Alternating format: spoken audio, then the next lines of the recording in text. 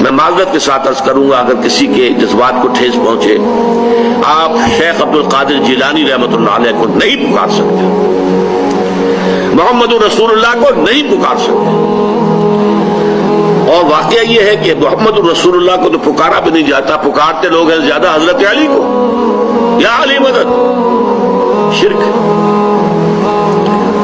دیکھیے سب سے بات نقطے کی بتا دوں آپ کو، فرشتے کو تو ہم مانتے ہیں نا، حضرت شیخ عبد القادر جیلانی رحمۃ اللہ علیہ کی روح ہے یا نہیں ہے، سنتی ہے نہیں ہے، حاضر ہے کہ نہیں ہے، ناظر ہے کہ نہیں ہے، 100 اختلاف ہو جائیں گے، اختلافات کی تو گنجائش ہے نا۔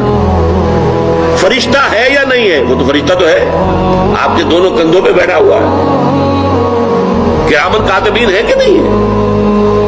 یرسل علیکم حفظہ، آپ کے جو باڈی گارڈ اللہ فرشتہ نہیں بھیجتا، لیکن آپ فرشتے سے بھی نہیں کہہ سکتے کہ میرا یہ کام کرو۔